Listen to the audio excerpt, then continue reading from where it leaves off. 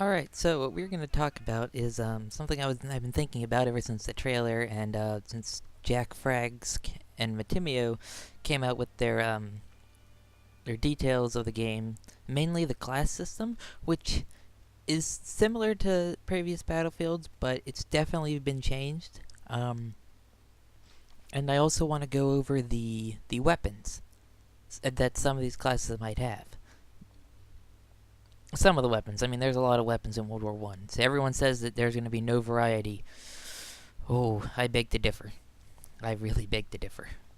Because this is when there was no standardization. There was nobody knew what was best. They always thought, I think this is the best. There was no. Everyone agrees on one caliber. Everyone agrees on one type of thing. No. And getting back into it, there is 4 classes, just like the regular every Battlefield, I believe, has 4. I forget when they started. Did they always have 4? I thought one had 5. I forget. Sorry, my Battlefield experience, I've played. My first Battlefield was Bad Company 2. Though I did play,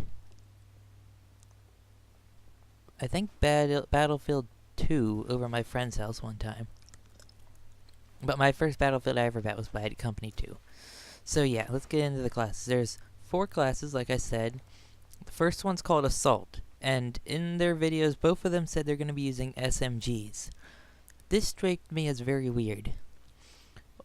Why? Well, you would think the regular class would be a rifleman, Riflemen would have, the bolt actions. But it seems that they're combining like trench raiders and whoever carried the anti-tank soldiers, because this is also going to be your anti-tank class. They're going to have the SMGs and the anti-tank stuff. And this struck me as very weird because it seems like SMGs weren't they were in World War 1. There was SMGs, but off the top of my head there's not that many. Like, you have the first real one used in combat, which was the MP-18, which, if you don't know what the MP-18 is, I can sort of explain how it looks. It's, if you know what a Japanese Type 100 looks like, the SMG with the mag coming out the side, it's sort of like a Sten, but, like, put it in a wood stock. I'd say it looks like that. But instead of just a simple stick magazine, simple banana mag or straight, it has this kind of weird drum. It's got a snail drum, I believe. Snail, some German word. Snail drum, I think it is. Another one I can think of is the Twin Vylar Perosa. That was an Italian, not really submachine gun, but not really. It's a weird gun. Like, it is just weird. It's a double barrel kind of support weapon. It kind of looks like a turret, like something if you took it's a miniature turret. That's what it looks like, and it was made to be this portable kind of support weapon, but it fires a pistol caliber, so it makes it a machine gun. There is some pictures showing it in a stock, so it's kind of like a double barrel submachine gun. Really weird. You can go look that up. I'll have the link in a Wikipedia links to all of these weapons I'm talking about in the description. I hope you're enjoying the Verdun footage in the background. You should really try Verdun if you're into World War One and you have a computer that can run it. My computer can run it okay. I mean, it can run it now on high settings, everything on high. I get 60 FPS on basically every map. Then again, I have VSync on. My computer has a GTX 960 4 gigabyte overclocked by gigabyte. I have 16 gigabytes of RAM, an AMD FX 6300 processor, and now I'm on Windows 8.1 because I don't feel like getting Windows 10 because Fraps does not work with Windows 10, apparently. But yeah, so, like also I said, the Assault is going to have the anti-tank. So, in World War One was the first war with tanks. I mean, the first armored assault ever carried out was during the U.S. punitive expedition into Mexico, which was basically at the same time as World War One, and I hope that they get into that too. Same as the Russian Revolution. But oh wait, let's talk about the SMGs more. The reason I find it weird that they're using SMGs and not, why wouldn't they the main class be rifles, bolt actions? I'm thinking that they will have that every class will have access to bolt actions, but maybe each of these classes, because each of them have access to like a special series of weapons. So let me talk here. Let me talk about the other classes. The medic, which they split up assault and medic this time, which I think is great because in Battlefield 4 there was little reason to ever pick any of the other classes, except if there was a tank or because if there was a tank, I mean you could put the semi-automatic rifles on your assault class and basically snipe. There was no reason. Like assault was like 70% of the team. It wasn't like split between each one. I felt. Now, the medic's obviously going to be your medic. It's pretty self-explanatory. It's going to be healing. You're not going to have a defibrillator, but you probably will have like a morphine shot or something like that. Kind of like Call of Duty World at War. Is that World at War? Or Black Ops? Whichever one you can revive each other in multiplayer. But it's just going to be like a little syringe. Morphine shot probably, something like that. Or technically crack or cocaine. Cocaine was used as medicine. Then now the medic is also gonna have.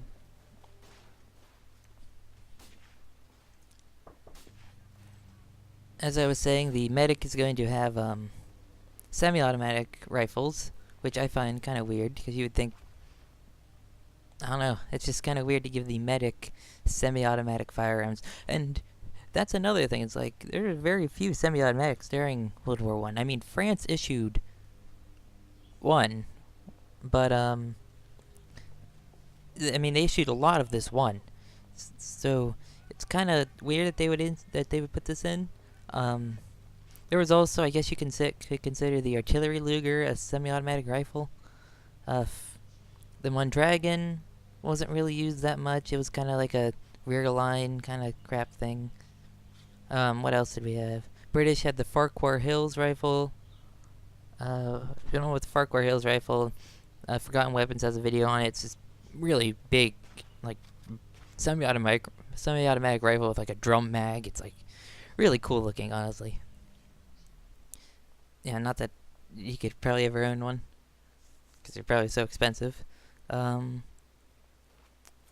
What else? Trying to think here. Of any other semi-automatics? Oh, Russia. Russia bought semi-automatics from Winchester. They bought the Winchester 1907 and the Winchester 1910. I believe France might have also bought a Winchester 1910.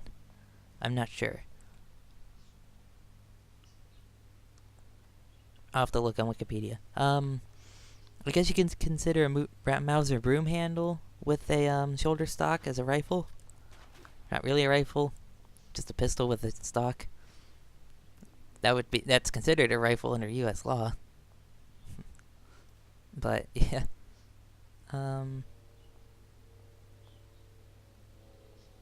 I can't think of any other semi-automatics. There's probably some, but yeah, I'll talk in more detail about the guns later. What do we have? Support. Support is honestly your support. LMGs, Lewis gun like we saw in the film, MG08, probably a bar, Hotchkiss. Any other? Madsen, the Madsen LMG, which looks like a Bren, or the Bren looks like a Madsen because the Madsen came first. What else do we got? Trying to think of some other machine guns. Russia have any machine guns? I don't even know if they're including Russia in the game. It only what it looked like was mainly Western Front, Italian Front, and the Middle Eastern Front. Even though there was a jungle in the with ruins in the trailer, so that might also be the African front. Because during World War One, the African colonies were fighting each other too. So yeah, LMG. I think I saw somewhere, or it was in the video, that flamethrowers are going to be part of the support class. So that's what that and armor, probably armor. That like knight guy that was in the trailer. They did experiment with several types of body armor during World War One, mainly given to light machine gunners. Even though they were a lot less fancy than that, but that does look like one, like a prototype one. Anything else about support? No, your light machine gunner. Next up, we have the Scout, which they said they have access to sniper rifles. I'm wondering what that means, because during World War One, there wasn't really a dedicated sniper rifle. Like, to get a scope on your gun, I'm pretty sure you had to go back to your armorer, and he had to put a scope on, so there wasn't a dedicated sniping weapon. I mean, I guess you could call the Ross Mark III a dedicated sniping weapon, because after it was abandoned by the Canadian Army, snipers used it. But, I don't really know. I mean, they did have scopes in World War One. They were crude, but, scope's a scope. The U.S. scope was very weird. It was based off an artillery sight, so... Forgotten Weapons has a video on that. I forget what it's called. So next up, there's actually two more kind of classes. We have they said something about a dedicated plane class and a dedicated tank class. I mean, this might mean, like, when you go into a tank, you're not any of the regular classes. Like, you're a tank driver. Sort of like Heroes and Generals, I'm guessing, where you have dedicated classes to these vehicles, and if a vehicle gets destroyed or you get out of the vehicle, I'm guessing you're gonna have very limited equipment. You're probably gonna have just a pistol, honestly.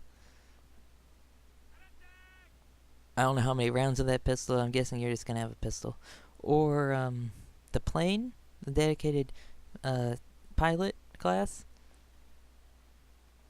I don't know. It's probably just a pistol again, even if they let you get out of the plane, because I don't think you had parachutes back then. Let me check.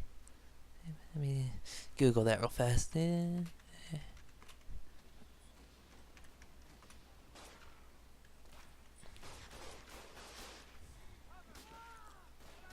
Pilots didn't wear parachutes. Yep, there we go. No parachutes. So, you get shot down in your plane, you're dead. Most likely. Maybe if you're close to the ground, you'll survive. But yeah, these planes aren't going that fast. Remember, the Red Baron was shot down by a guy with a rifle. They think that's the story. He was either shot. They know he was killed by a .303 caliber round, and it was either from a Lewis gun or a guy with a rifle. So yeah, you're not gonna be flipping around. I mean, you can flip, but you're not gonna be going all crazy jet stuff. But yeah, that's it. Now to talk about more of the weapons, I guess, and what I thought it was gonna be. Well, because I thought, like, the classes, instead of what they have, I thought we were going to have maybe something closer to Verdun, which is... I mean, Verdun gets away with a lot of stuff because they have so many different squads. Like, it's not just squad, it's, you have your assault squad, you have your recon squad, you have your sentry squad. Like, they just added the sentry squad. So... yeah, hold on.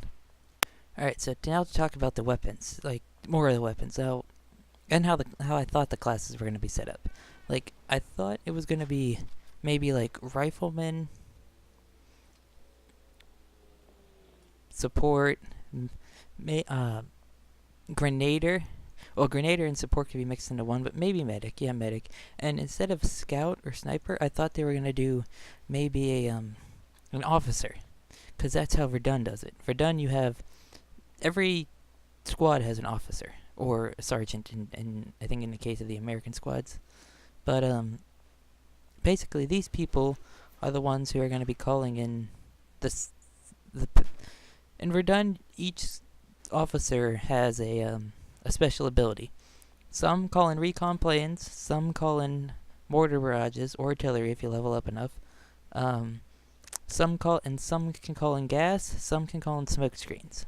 So that's how I thought it was going to be, maybe a little bit, but no. Um, but yeah, like let's get into some of the weapons. Obviously, we're going to have a lot of bolt actions. So I'm guessing we're primarily going to have bolt actions and pistols, with then LMGs,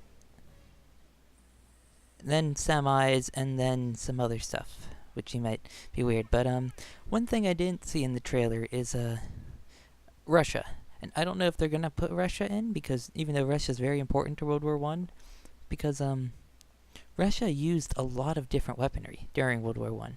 They used everything they could get their hands on, from the regular Mosin guns to Winchesters to even a weird prototype assault rifle called the Fedorov Automat. I'll put a link down in the description.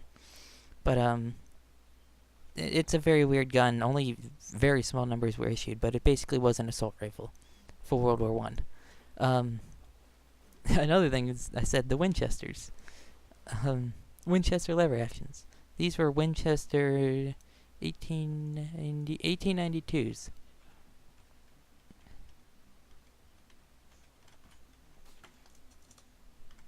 Hold on. I need to find. I want to make sure so I don't mess up. 1895s. Yeah, Winchester 1895. These have a very funny story about how Russia ended up using these. Because during World War One, Russia really needed weapons. I mean, they were taking anything they could. They contracted Remington to make Mosin Nagant rifles, but that was going to take some time because Remington had to set everything up to do this, to make the Mosins. But in the meantime, I think Winchester went to them and said, "Hey, we have a rifle that can fire rounds, pointed rounds." And Russia was like, "Yes, we need anything." Oh, and then they went over the rifle. They said, "Oh, we need it to take stripper clips," because the Winchester didn't take stripper clips. And Winchester was like, "Yeah, we can do that." And then they found out it was going to take a lot longer. They didn't tell the Russians that. They said, "Oh, we're having some problems," and yeah, they eventually got them. And it was partially the Russians' fault too, because Russians were overly inspecting this rifle. It was like everything down to the way the grain of the wood looked. Like, who cares about how the grain looks? Just get people some guns, But yeah, I'll put look up Forgotten Weapons. He can tell you a lot more about the Russian Winchesters. 7.62 by 54. It's the Russian weapon or round. Basically, their 30-06 or their 8mm Mauser. What else can we talk about? One thing I want to know is if they're going to limit each country to specific weapons, like only the weapons they used. So English. If you're playing as England or the UK, you're going to be using a Lee Enfield, right? Or if you're playing as Germany, you're going to be using a Mauser, or Austria, you're going to be using a Steyr. Some weapons they actually used, because they've limited guns before, well, in some battlefields. But the reason I ask, because it's going to be weird seeing World War One if you're an American using a Austro-Hungarian rifle and a Italian pistol to shoot the Germans. It's just that's just gonna be. And then I wonder how they're gonna do the multiplayer. Are they gonna do multiple squads? Like in joint battles where it was French and English troops. How are they going to do that? Verdun gets away with that by having multiple squads, but they didn't talk about having multiple different squads during the stream. They just talked about their regular four. You know. Is there anything else to talk about? No, I'll have a link to some of the weapons list from Wikipedia down. I'll also have a link to some World War One channels and such. Anything else? Oh, prototype weapons. I'm also wondering about prototype weapons or weapons that didn't quite make it into World War One, because they were talking about, some website talked about how it's an alternate reality World War One, and I'm wondering if that means they're gonna have Germany last into 1919 for the grand offensive that was planned, but it didn't happen because Germany surrendered. Because then we could get the Thompson submachine guns in the game, not the World War II Thompson. This was a much older Thompson that used a different type of lock. It actually even fired even faster. Also, I'm wondering if they're gonna put the Pedersen device in. If you don't know what the Pedersen device is, it's you take basically it's this little device that you take the bolt out of your 1903 Mark 1 Springfield, not a regular M1903, and you put this in. It replaces your bolt, and then you put this magazine in, and it turns your Springfield from a bolt-action rifle into a semi-automatic. It doesn't fire a very big round, but having a semi-automatic rifle is a lot better than a bolt action, especially up close, which the Pedersen was designed to do. Basically, you were supposed to use your Springfield to get into the trench. Then when you're in the trench, you replace it for the semi-automatic, because that's a lot better up close. So yeah, this is kind of what I wanted to talk about. Check out CN Arsenal, Great War channel. Probably sure some other people are doing going to be doing video breakdowns. I'm not doing a video breakdown, just giving my opinions with some background footage. Oh, also, I forgot this. I wonder if they're going to let everyone have pistols in multiplayer. You're thinking, what do you mean? Because if you don't know, in World War One, only officers were issued pistols. Officers and special elite units were. Basically, if you were just a regular soldier, you only got a rifle. And not even that, and even that, you didn't even get the stripper clips, because not everyone was given stripper clips. Stripper clips are basically an attachment. That's basically like, I guess in a quick eject mag or something. But they weren't always given. They were for special people only. So, I'm hoping that's reflected in games. You're going to see, two people could have the exact same guns, but he's reloading a lot faster because he has a stripper clip. Also, if you're wondering about the background footage and why I keep shooting despite having one shooting the ground instead of reloading, that gun cannot be reloaded. The Musqueton, you have to shoot every round in it before you can reload. So that's something interesting. Okay, bye.